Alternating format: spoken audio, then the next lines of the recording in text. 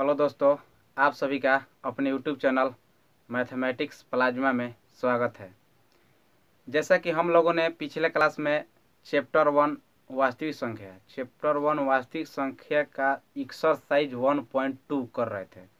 तो 1.2 में हम लोग फर्स्ट, सेकंड, थर्ड और फोर्थ क्वेश्चन कर चुके थे। तो अब हम लोग फिफ्थ क्वेश्चन करेंगे। तो चलिए आइए फिफ्थ क्वेश्चन करते हैं। फिफ्थ क्वेश्चन में कह रहा है कि 6 के पावर n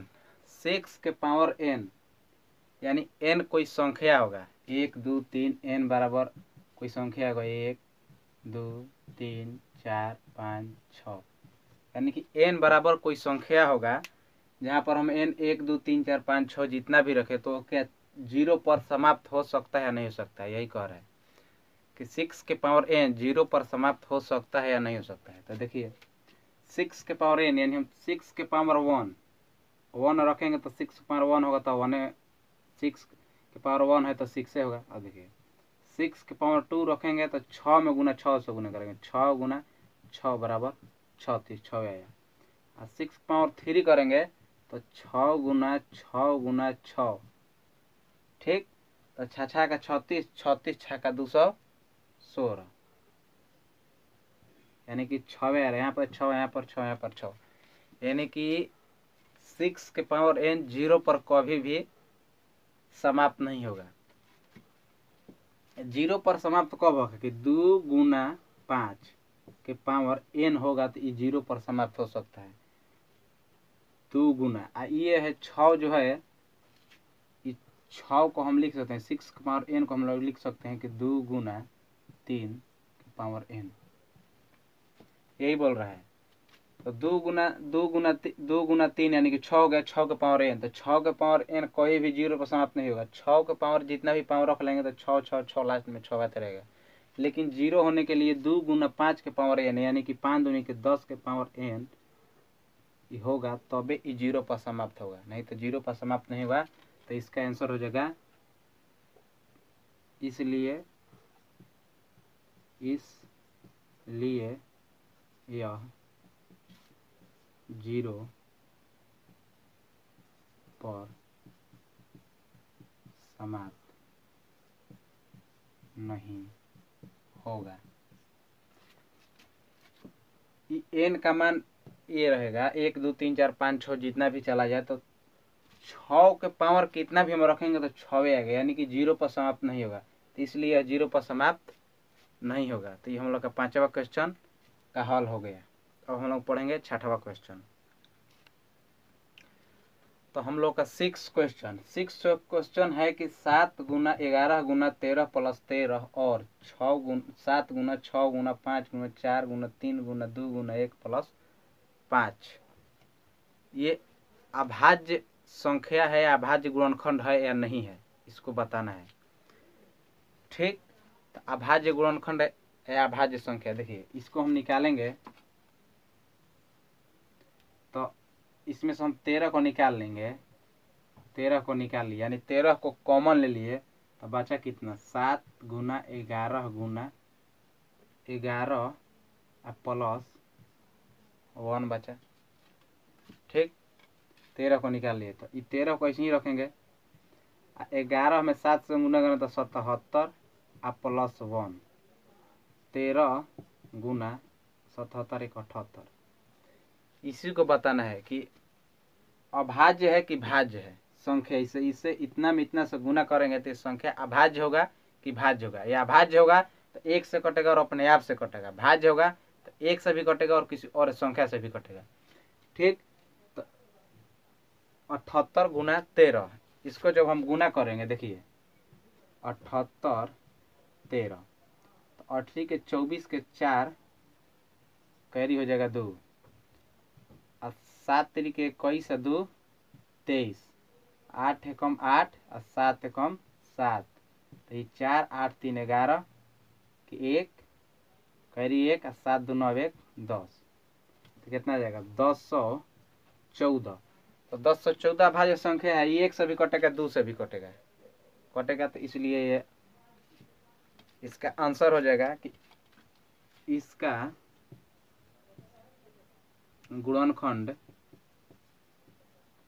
एक के अलावा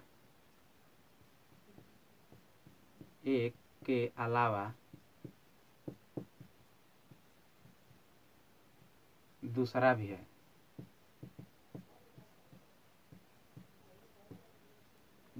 है।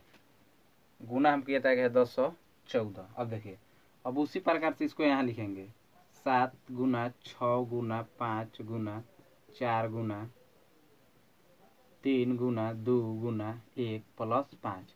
तो इसमें हम 5 को कॉमन ले लेंगे। 5 को ले लेंगे तो बचेगा 7 गुना 6 गुना 4 गुना 3 गुना 2 गुना 1 प्लस 1 बचेगा। तो इस सब में हम गुना करेंगे। अब इधर से देखिए 3 दूनी के 6, 6 चौका 24, 24 में 6 से गुना करेंगे तो 24 छः का, देखिए 24 में 6 से गुना करेंगे। 6 चौका 24 के 4 कैरी 2 और 6 दिन के 12 2 14 144। 144 में 7 से करेंगे। 7 चौका 28 के 8 कैरी 2, 7 चौका 28 से 2 30 0 कैरी 3 7 एकम 7 3 10, यानी कि 1008 हो जाएगा। तो ये देखिए 5 कॉमन 1008 प्लस 1, ठीक। तो ये हो जाएगा 5, 1008 प्लस 1 जोड़ेंगे तो 1009 हो जाएगा। तो ये भी बोल रहा है कि ये अभाज्य है, संख्या अभाज्य है या नहीं है। तो इसको गुना करेंगे 1009 में गुना करेंगे 5 से। देखिए 1009 में 5 से करेंगे तो 9 5 45 के 5 और 0 में 5 से गुना होगा तो 0 होगा। तो ये 45 के 45, ये 0 ये 5, यानी कि 5045 बराबर यहाँ लिख देंगे 5045। ये देख लीजिए कि 5045 एक के अलावा और किसी संख्या से कटेगा कि नहीं कटेगा। एक के अलावा कट जाएगा, 5 से भी कट जाएगा, 45 है तो ठीक। तो इसमें यही बताना था कि यह अभाज्य गुणनखंड है या अभाज्य संख्या है या नहीं है। तो यहाँ पर हम लोग देख लिए कि नहीं, इसका गुणनखंड एक के अलावा कोई और है, ठीक।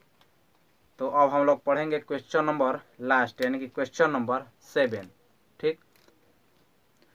तो क्वेश्चन नंबर 7 हम लोग का है, कह रहे हैं कि 18 और 12 का अभाज्य गुणनखंड से HCF और LCM निकालना है, यानी कि लसा और मसा निकालना है। तो हम लोग पिछले क्लास में तो पढ़े थे कि HCF और LCM निकालना होगा। तो यहाँ पर हम लोग 18 लिखेंगे, यहाँ पर 12। ये अभाज्य संख्या से जैबे करेगा। 2 से ये 9 बार में जाएगा, ये 3 से 3 बार में, ये 3 से 1 बार में, ये 2 से 6 दूनी के 12, फिर 2 से कटाएंगे 3 दूनी के 6, फिर 3 से कटा देंगे 3 एकम 3। तो यहाँ पर 18 हम लिख दिए। 18 2 गुना 3 गुना 3, यानी कि 2 गुना 3 गुना 3। यहाँ पर लिख देंगे 12। तो 12 में क्या आएगा 2 गुना 2 गुना 3, 2 गुना 2 गुना 3। ये दोनों में देखेंगे HCF निकालना होगा तो दोनों में जो मिलेगा, यानी दोनों में जो सेम होगा, दोनों में जो मैच कर जाएगा उसको हम ले लेंगे। तो देखिए इसमें हम लोग का 3 यहाँ पर एक मिल रहा है और यहाँ पर 2 मिल रहा है। तो इसको हम HCF निकालेंगे। जब HCF बराबर तो 2 गुना 3 यानी कि 6 हो जाएगा हम लोग का HCF। और LCM बराबर तो 2 और 3 को निकाल दिए तो आया है 6। तो यहाँ से पहले 6 लिख देंगे गुना 18 में क्या बचा है तो 3 बचा है और 12 में 2 बचा है। तो अब इसको गुना करेंगे हम लोग। 6 3 18, 18 दूनी 36, ठीक। तो हम लोग का ये HCF निकल गया 6, LCM निकल गया 36, ठीक। तो आज ही हम लोग का चैप्टर समाप्त हो गया। चैप्टर 1 रियल नंबर था, यानी वास्तविक संख्या का एक्सरसाइज 1.2 यानी कि प्रश्नावली 1.2 का आज क्वेश्चन, सारा क्वेश्चन समाप्त हो गया। तो फिर सब हम लोग मिलेंगे नए चैप्टर में। वीडियो को लाइक और शेयर कीजिए, ठीक।